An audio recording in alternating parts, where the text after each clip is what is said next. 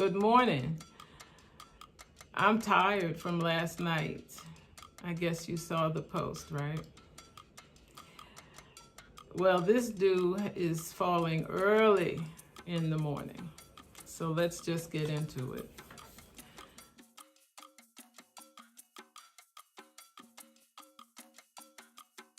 I told you last night that I would be back on you this morning to talk about Elon Musk, Twitter.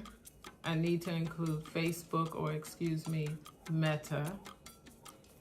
And I need to make sure that we all understand something here. To begin with, what's in a name, right? Have you ever looked into what musk is made of? The perfume or the scent. What musk really is? Well, that gets us on a right path to understanding the nature of the person if we can use the contents of musk as a template. That's just one thought. I have a lot of thoughts. We need to make sure that we're on the same page when we talk about the law of diminishing returns. It is an economic principle. I'm reading from a sheet of paper here, my notes, to make sure that I'm precise. Money is, if nothing else, precise. At any given time or stage of technological advance, the law of diminishing returns observes that an increase in productive factors applied beyond a certain point fails to bring about a proportional increase in production. Now let's talk about sunk cost. There is sunk cost, and then there is sunk cost fallacy. Sunk cost is a cost already incurred that cannot be adjusted, and it's represented by a fixed asset that is in use. The fallacy part comes in when a person is reluctant to abandon a strategy, despite all evidence that it is a much more beneficial choice to abandon that strategy. So basically, you've put so much into it, you just can't let it go. That happens in life, but in business, it can be detrimental. I think both of them are obviously brilliant businessmen, but there's a way to go about things. And I think Mark Zuckerberg has it right. Have a succession plan. Don't just jump out there willy-nilly and expect people to just embrace your idea and how you feel about it. Feel about it, not think or count money about it. And make no mistake, he is a businessman par excellence. Why? Is because he took responsibility, but he also took the money.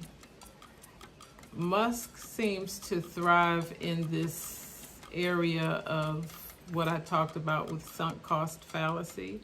He really believes that somehow he's going to get the better of this thing by doing what he's doing, but the cost of his reputation has not been factored into this. I think that's what that's where the fallacy is that his business acumen is fine, but people expect to see some character along with that. You know, everything cannot be served on ice. Some things you're going to have to couch it and let the person choose, and if that is your determination, that's fine. But ultimatums really never work. And the people who stay, it's really only a matter of time. They're probably just not resigning because they have other obligations that make it impossible or would jeopardize something very important to them in the process. It is worth noting that there are 4.74 billion with a B social media users around the world, and that's as of October 2022. That is 59.3% of the total global population. That's a lot of responsibility. That's a lot of people. That is also a lot of potential danger for life as we know it. We try to underestimate the value of technology, social media. Oh, it's just entertainment. Well, it's not anymore. It used to be, when it was little Mark in college messing around, trying to make friends. But now it has grown into a way of thinking and a way that we see our world. I think those things are important, and we should be looking at them more closely, because this is, as we say in environmental studies, this is the world where we are leaving to young people. We need to think about that very seriously, because we're going to be the elderly one day, and we'll be too old, too frail, too tired to get involved the way that we could potentially be involved right now. Hats off to anyone that presses forward on important issues. If that is what you believe, by all means, follow your heart, follow your soul, follow your mind. Both Zuckerberg and Musk are dealing with the law of diminishing returns. They're just dealing with them differently. I believe that they both see it that way, but their approach is different. Mark Zuckerberg has a succession plan, and Musk and his team seem to be operating on a sycophant plan. That cannot be good. That cannot be good. Someone has to be able to speak truth to power. Otherwise, we end up with the Kanye West situation, where I'm absolutely certain that along the way, he was given certain advice. Now, the outcome remains to be seen. I think the more we hear from him, the more we are still confused, and we're looking for clarity, my brother. I think that he needs some help right now. I swore I wasn't going to talk about entertainment news, but I just did.